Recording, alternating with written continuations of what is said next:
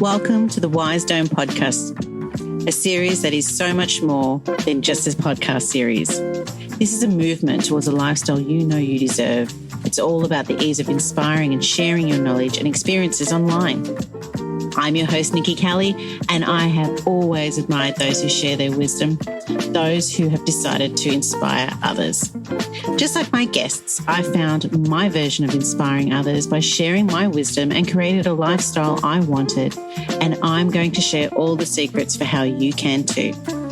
On this show, you'll find inspiration, motivation, and advice from experts, as well as valuable tips on how to get started or improve your business.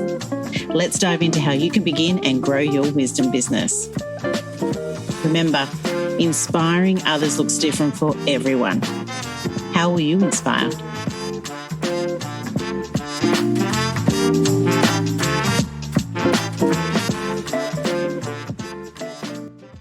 Today, we're very lucky to chat to Michele Vilseck, and she's a public speaker, writer, fitness instructor, and food coach who doesn't talk about food. She helps busy entrepreneurs and professionals stop stress eating and emotional eating and release stubborn weight by rewiring their brain about food. After a more than 15-year battle, Michele reversed digestive pain and food sensitivities, which at one point had her eating only 5 foods, conquered her compulsive eating problem, and discovered the world's fastest tool for reprogramming your brain. And now it's her mission to help you end the struggle with weight and food for good. So, Michele, welcome to the Wise Dome podcast. Thank you. Thanks for having me. I'm excited.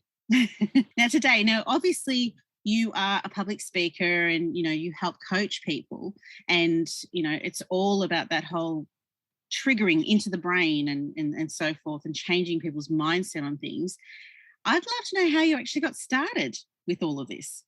Yeah, that's a great question. I think kind of like most of us, you have personal challenges that are just monumental, and then you end up overcoming those. And then, so that was me. And like you read, I actually started back in high school whenever gluten-free was not a thing. Nobody really knew what that was. And I was having these crazy digestive pains that were just like literally someone stabbing you in the gut with a knife kind of pains. And I had no idea what was going on. I thought it was heartburn. That's how clueless I was. As I had no idea.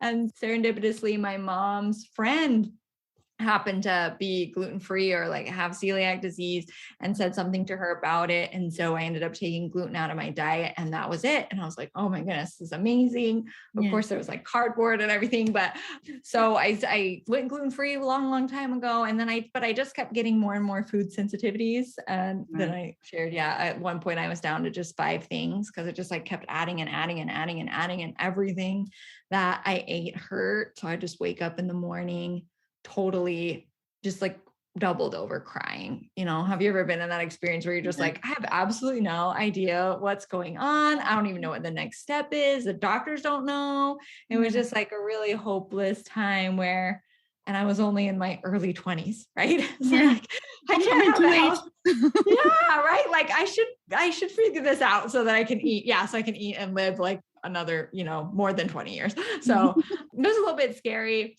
but God takes care of us, and I figured it out after a long time and a lot of struggle. And a big piece of it was stress, which a lot of people don't realize how much stress is affecting their digestion and their weight and all that. So I just was really inspired. And naturally, I just really like to teach. I took one of those personality tests, there's like 1,000 of them, but how you take the personality test and sometimes you're like, oh yeah, I guess that is me. And they're like, yes, you're right. Actually, I am teaching all the time. Like it just comes out of my mouth without even noticing. So that was just something that I wanted to, of course, give back because I'm like, there's along the way, I just learned so many things about nutrition, so many things about stress. And it's like, it's available to you. Like a lot of people are suffering and they don't need to be suffering. There's just like super simple, easy things you can do to just step right out of it. Your body can heal itself. But in the mainstream, no one's really talking about these things. And so I guess that's my big drive. It's like, you've got to at least know that they're available because you can choose to do them or not, but if you don't even know they're available, then that's how do you know to choose it? Exactly. Yeah. Oh, that's Absolutely. so true. So when you, like you said, like you knew that you would just have to go down this teaching path, how did you start your wisdom business then? I was a stay-at-home mom for the last 10 years or so. And I really wanted to spend time at home with my kids, but I'm also one of those people that doesn't like to sit still. I don't know about you. And so I was just driving me crazy when my daughter was born. My first daughter was born. I'm like, I need to do something. I'm going to write a cookbook, right? When she's like 1 and she was so colicky and terrible. Yeah. So then I was just kind of always searching for something that I could do part-time that would fulfill my needs of wanting to share. And that's when I got into fitness instructing. And I also at the time started learning about coaching.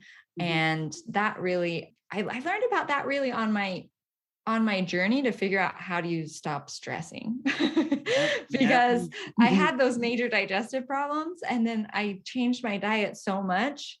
And then it got to the point that it's like, I can't go any farther with diet. Like it's gotta be something else going on. Yeah. And then I realized, I'm repressing all of my emotions. Like I just think I'm a chill person all the time, but really I'm not. And it's just going straight to my gut. And so through that journey of like, how do you stop stressing? Like you can't just take things off your plate. That doesn't always work. Yeah. Yeah. And especially with COVID now too, it's like, you can't just like shut COVID off. Right. So how do people actually deal with that? And like breathing wasn't working for me. So I was like, in that process, I found coaching. It really, really helped me. And then I was like, whoa, this is my thing. Like all of my random talents kind of come together to be a coach. And so that's kind of, then I just, whenever my son was old enough to take care of himself a little bit, I was like, yes, time to go. You can apply more hours to what you need to do. That's right. It's hard, isn't it? You sort of balancing your life, your family life, and then you have all these inspirations, aspirations. You want to just sort of start this, and it gets a little bit overwhelming sometimes. But it's good that you coach on stress, so it's good. That's right. Yeah, I know it's what not to do. You're going to take your own medicine, don't you? Yeah, you do. You do. Yeah. So you get the best inspiration whenever you're like having total meltdowns. Then you learn how to deal with it. And then you're like, guess what, guys? I have this amazing tool. New lesson. Now. Yeah, they think I've got it all together, but I'm like, the reason I came up with this is because I was just crying my eyes out like yesterday. But that's what it's all about, isn't it? Like wisdom does come from what you learn knowledge-wise, but also experiences you have. Yeah. And you pass that on. And whether they're good or they're bad, but whether they're bad, you're learning good things from it because you're learning what not to do. And if you can pass on to people what not to do, they appreciate that because it saves them a hell of a lot of time. So, absolutely. Okay, you started your wisdom business and it was time to inspire your audience. How did you go about inspiring your audience? Like what way did you decide was best to inspire your audience? Okay. The very first thing I did actually was to create an email list and an email newsletter. Okay. Right. So that's what I did. That was the first thing that I did. There was I just asked all my family and friends to be on my list. And I think I had like 50 people on my list forever. But I just would write to them.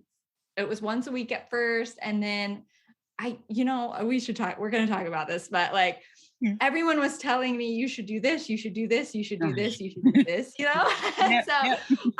someone told me I should start an email list and then I should be emailing them once a week, even though not once a week, every day. But I only have 50 people on my list, but they're like, email them every day. So then for a while I was emailing them every day. I started a podcast too. They said, pick one platform and then get really good at that. And so, I was just doing what everybody said, which was kind of everything at the same time. And it's all contradictory, but so then I started on Facebook and we can get into more of that. But basically the first thing that I did was a newsletter. And actually that was really empowering because I found my voice. I kind of figured out how to talk to people. Awesome. I was sharing, I just did whatever I do. I guess I just share my stories. I'm just kind of like a storyteller. Yeah. And so whenever I was sharing my stories, people they were like opening them. I mean, I know they were my family and friends and they loved me, but I had like a 50% open rate. And I was like, why are they reading it? Yeah.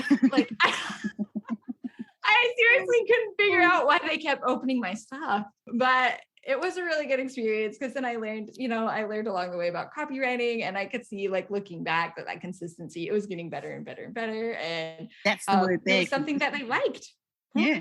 But the word there is consistency, isn't it? Give something a try. Yes. Stay consistent at it. That's really good. So you started with the newsletter, and then, like you mentioned, you sort of tried podcast. You went onto Facebook and so what happened there? Like that growth? So I've been consistent with my podcast, and then on Facebook, I went onto Facebook kicking and screaming, guys. I don't know who here loves Facebook. I'm sure there's plenty of listeners that are like, I do not want to be on there. And in fact, it's still not my favorite platform, to be honest. I also coach in the plant-based space, which tends to be a little bit older. Like, my demographic, I do attract younger people, but I also attract like 40s and 50s, which tend to be on Facebook as well. And so one of my first coaches at the time said, get on Facebook, because that's where you can build a crowd. You can't really build a crowd on your newsletter. Right. So it's like nobody else could see what you're doing on there. And then she also told me to just like start doing videos. Mm-hmm. She told me, just go ahead and start doing videos. And I like to teach, like I said, and I love in-person stuff, but I was like, videos, I'm not sure. And then there's the lighting thing. And I hope people are like really relating to this, because there's like the lighting. I think about 100% of people that are listening. Okay. So I was like, videos, and I don't really know what to say. And she's like, just start, because like the first 100 videos are going to be bad, but then you're going to get good. And I was like, the first 100 videos? What is this lady saying? Because, you're like, I'll make one now and maybe one in like a month. I don't know. You get so scared at the beginning, right? It's scary. It is scary for all of us. It's like, as soon as someone says, do a live Facebook, what? No. I'll do a recorded video first. They go, just go live. It's fine. It's scary as hell. It is. And honestly, and for both of those things though, here's some trends that I noticed with myself. For both of those things, the reason that it's hard and the reason we don't know what to say is because we feel like, kind of like what I was saying before, we should do it a certain way. Right. Yes. Like, they say we should do it this way. I should do it this way. And like, whenever I first got into writing those newsletters, I started a blog first, actually, like way before that.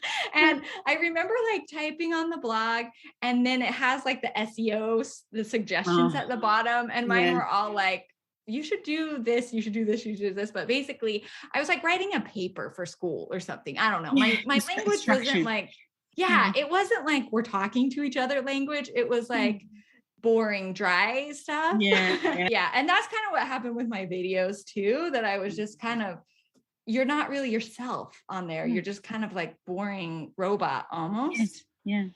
And it's the moment whenever you can just step out of that and realize you're just talk like a normal person. Just talk like a normal person. And like on my emails too, you're using prepositions all the time. Whatever they told you not to do in school, that's what you're doing. You're like, but, you start a sentence with but all the time. And when I'm like, that's how you're supposed to write those. But same with videos, like we get so stuck thinking it's going to have to be perfect. What if I mess up? What if I do this? What if I do that? And I'm just like, you just roll with it, just like with normal. If whenever you're talking to somebody normally and you mess up, then you just kind of make a joke, you laugh at it.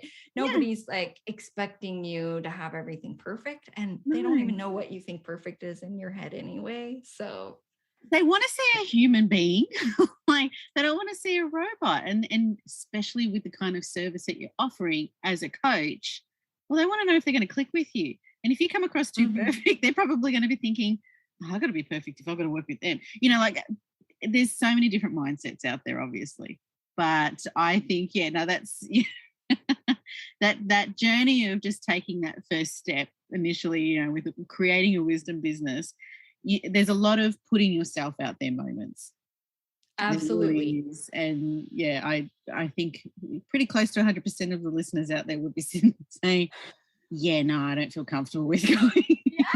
Yeah. But I think, the road, it's just the road to success. It just goes through failure. That's just how you get there. Yeah. And if it's okay, I want to share I thought of this quick story, but I mentioned I'm a fitness instructor, but I have got the worst musical ear ever. And when I became a fitness instructor, legit, I could not hear the beat. Okay. I'm not even lying. I'm so mad. I can't even hear the beat. I'm supposed to hear the beat and count the beat and tell people what to do on the beat and move my body all at the same time. It took me months before I could hear the beat. Okay. It was so bad. And then I switched to doing cycle class.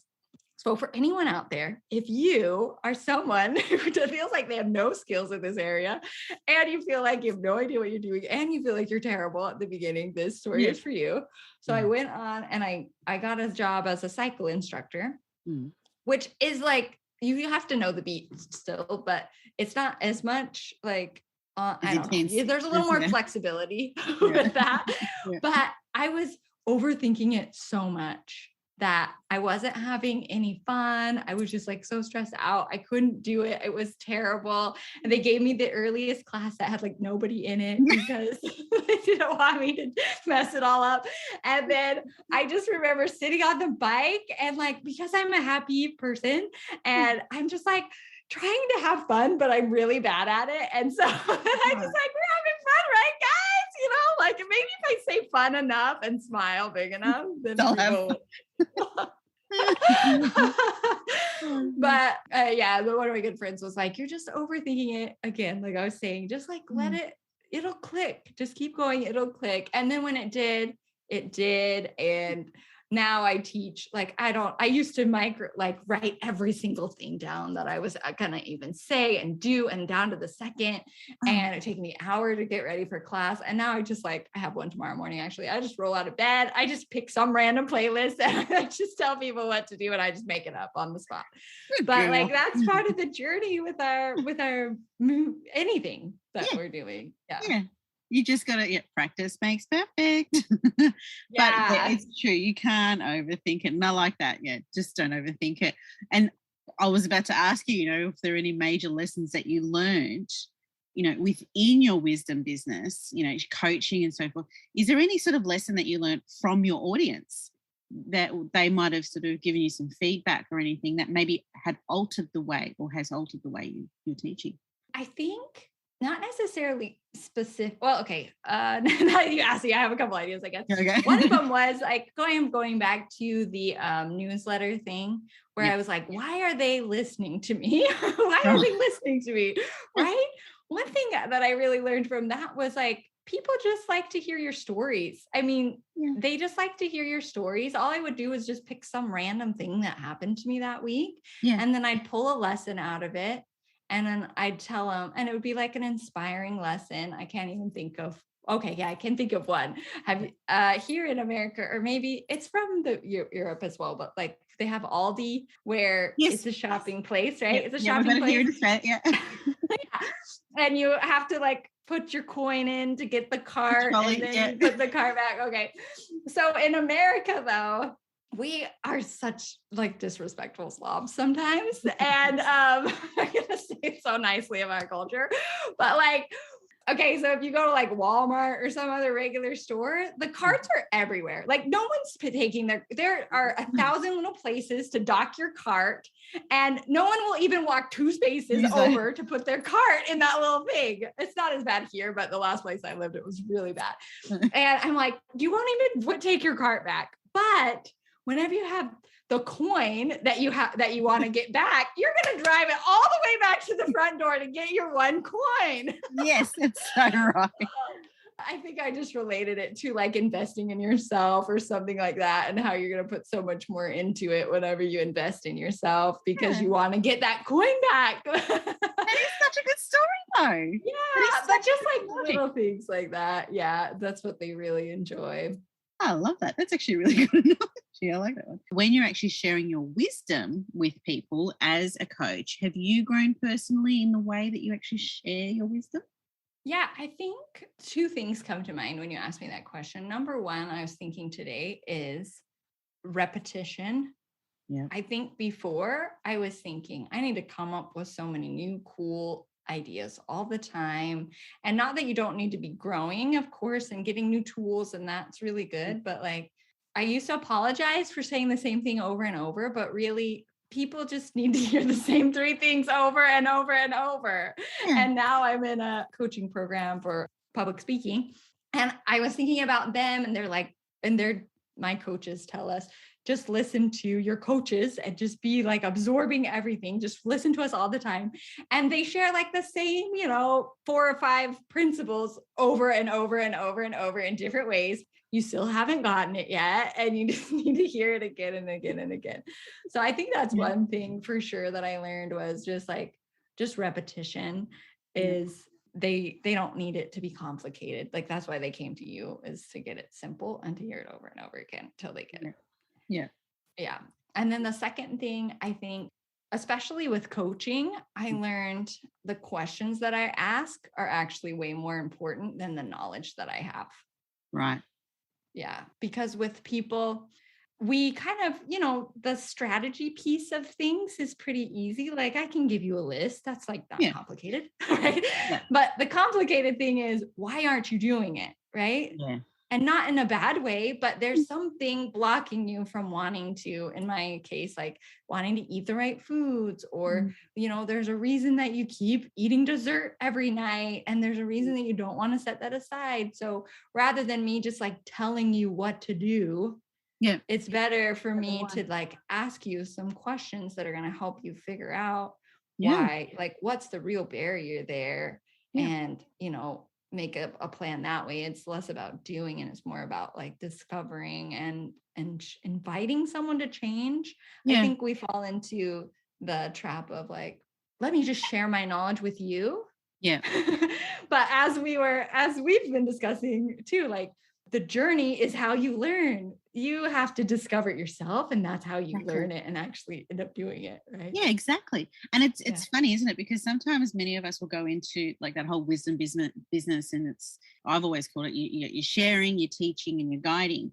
But a lot of the time, that can portray someone thinking that they have to be directive, and they have to direct everybody into, like this is where you start, and this is your goal, and this is how you're going to get there. But that's very narrow, in the sense of how you're going to deliver your wisdom across to people, because just like you said then, you've got to ask the questions, don't you? Because everyone learns differently, and everyone has different barriers. And that is so true, to overcome those barriers and open those doors and find out, what is that? Asking the question and getting your audience to open up to you. Because it just gives you, and it helps you guide them a lot better too, doesn't it? Because you have more of an understanding of where their footing is at the moment. You also forget like what was hard because you've already been through it. And it's kind of, any women on the line, you just like right after you have a baby, you forget how terrible that was. Right? Like we forget. I'm gonna go have another one again. Even the most painful things. Yeah. Right. So you just forget little pieces of it, and they're gonna remind you for sure. So what advice would you give to anyone looking to start a wisdom business? And it probably just evolves from the conversation we've just had there. But is there any particular advice that you have for anyone that, would be looking to start one? Yeah, let me think. I think my short advice is just to really listen to yourself about it, because I just saw somebody post something on this today, actually, about how you think people are telling you what you want, basically, or they tell you, they give these goals to you that you like, you want to make a lot of money, so you should do this, or you should do that, or you should do this, and that post was talking about the Indian culture and how in that culture it's like you should be a doctor, a lawyer, or like they have like 3 things, and if you're not that, you're like not, and so like we kind of absorb what from everybody's expectation, and we think that's what we want. We don't even stop to question, like, do I even like Facebook? Like, I was on Facebook for 2 years, hating it so much. But I was just doing it the way everybody else told me I was supposed to do it. Right. And I actually really like video, and I just started doing video. And you know what? I'm like, I think I just need to go to TikTok actually, because I love video and I keep doing videos on Facebook, and I'm like, I'm a TikToker. Oh my goodness. Like, but it's that journey of like, what is your method? Like, what is it that you're good at? And really focus on your strengths and not just doing what everybody else says, but like, am I better at writing? Am I better at video? Am I better at audio? Do I like talking to people in person and networking on like a deep level? Or do I like, something else? There's just a million different ways that you could reach your audience, but a lot of times we don't really think about what those are or think about our strengths going into it. Yeah. God, I love that. I totally agree with that. And I think I love that you said that, because it's so true. It's, we go through that whole generic format of this is how you have to share, this is how you should share. But when it comes down to it, if you're not comfortable with it, it's just not going to portray across to your audience, is it? And it's just going to come across, people are going to go, you look really uncomfortable. I don't know if I'm going to be comfortable with you. Right. Yeah. And of course it takes trying different things, because you never know if you're going to love video. Know. I mean, obviously I didn't love video when I started video and then now I do. And you don't have to you also have to try things for sure. Yeah, exactly. You don't have to follow what everyone's telling you to do out there. Just give everything a try. You never know what's going to work for you and what isn't going to work. So absolutely. Yeah. And I don't know how much more time we have left, but I could share a couple of quick tips about please do. Connecting with your audience, because I joined this really high-end mastermind. It really is a really high-end mastermind. They're amazing speakers, but some of the things that they taught us, everyone can do, and you can apply it right now. And it's going to make such a difference, whether it's video or audio or whatever. So here's a couple of things. If it is video, one little thing is that if you're on video, it calms people down if they can see your hands. Is that crazy? That's interesting. Yeah, right? Because if they can't see your hands, it's like you're hiding something or they're afraid or something. I don't know. There's just this natural, unconscious reaction. So just to calm people down, you can like wave your hand, talk with your hands, people, talk with your hands. And so that's a super easy tip. And then the other tip I would say for any medium is stop talking about you. Okay. Whenever you're saying, so for an example, and I was just watching, now that I know this stuff, you know how you learn something and then you go back and you're like, oh my God. And then now you see everybody else doing it. You're like, oh my gosh, can't they just do this thing? But like, let's say that you're telling a story, and I was just watching a really great public speaker, and she was telling her story, which was really impactful. But I'm like sitting there with my daughter and I'm like screaming at the television, like, if she had just done this, it would have been 10 times more powerful. Okay. So anyways, so if I'm telling my story about me having those digestive issues, I'm saying like, oh, I was in high school, I was this. After a couple of sentences, you want to interrupt it with a you statement and take it back to them, because every time you say the word you, somebody you're connecting with them. Right. So for example, on this video, she was talking about, she was depressed. And she was like, she just was in this deep, deep depression, laying in bed all day. She went from being like the super mom with a business. She had to close down her business, blah, blah, blah. But she kept talking about me. Yeah. And I was telling my daughter, all she has to do is be like, hey, like, have you ever been afraid of closing your business? Or have you ever been so depressed that you've just been lying on the couch all day long and you wish... Right. And you wish that and she was talking about guacamole, like being on her floor because her house was so dirty. And like, have you ever had guacamole on your floor? Your house is such a mess. And, and then in your head though, even if you never had guacamole on your floor, you're saying like, yeah, I've been depressed. Yeah. Yeah. Oh, it wasn't guacamole, but remember that time but Yeah. then you're remembering that time your sister came over and she saw chips all over the floor, or you know what I mean? You start you like relating. tell your story in your head. Mm. And it really connects with them in that way. And it wakes people up and reconnects them with your video or even your writing, your copy, anything. Yeah. But it's just like a super, super easy, like, have you ever, or when, and then fill in the blank. Love it. They are great tips. I love it. Those are easy, right? Can you do those? Yeah. Oh, God.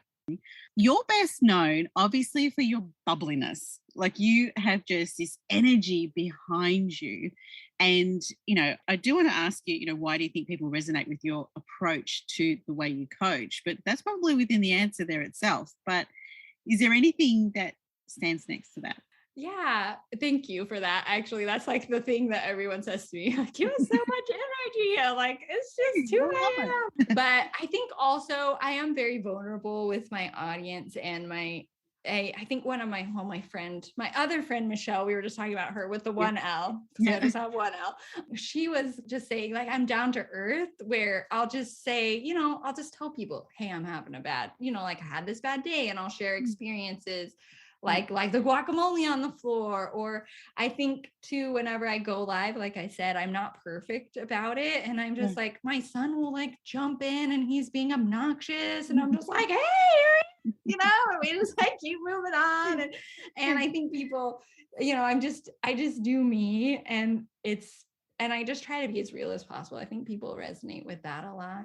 And then the other thing is, at one point I went on a religious mission in college, and one of the ladies, the leaders, well, on the mission, you're paired up with a companion. You have like a partner that goes around with you, and you kind of switch partners throughout, which is good, because if you hate yours or something, that was hard.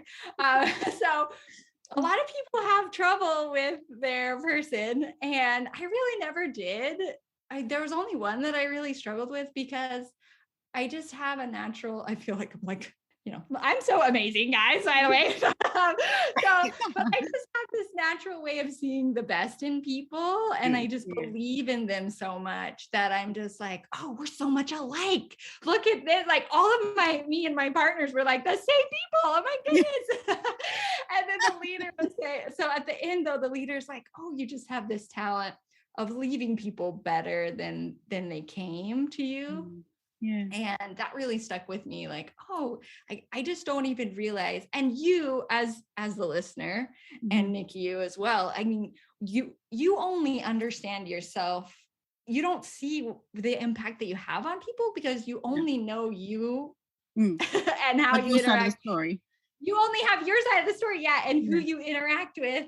Yeah. You're always interacting with people in the same way, I think. So you don't always realize what your strengths are and what effect that you have on people is what I'm trying to say. So I think that you're probably impacting people more than you think you are. And so many people have said to me that I'm just very motivational, because I feel like anyone can do this. And just that level of belief, you take it on by me being with you. And that really, just that alone is really helpful. Yeah, well, that's a good way to resonate with people, tell you that much. Yeah. What legacy would you like to leave? That's a very good question. Yeah. I think I want to impact. I have a book that I'm writing, sort of, I'm going to call it Win the Food Fight, like all of my things. But I really want to share, like I said at the beginning, like, put the knowledge out there that I have, that like, this is, I'm stumbling around, but my mission is to end the struggle with weight and food for good, because my true belief and my experience is that it doesn't have to be a constant struggle. And I think for many of us, every day we're like, okay, I'm not going to eat that thing. And it's like a constant fight with your weight. You wake up and you're like, ugh, and you go to food and, you're like trying to get yourself not to eat that food because you're not supposed to, or you're on a diet or whatever. And it's just this constant fight in your head. So I think I want to put that out there and let people know that, like, this is the process, and this is the option that you have, and this is the process that you can use to get there, to just like be done. Like literally you're done. You don't have to worry about it anymore. You can get to the place where that's just not who you are anymore. Yeah. And then the other thing is just like environmental impact, and the legacy that I want to leave there is just like second chances in general. I have a lot of different things that I'm interested in, but just also just leave a big impact as far as like how I've changed the earth and helped it be a better place as well. Yeah.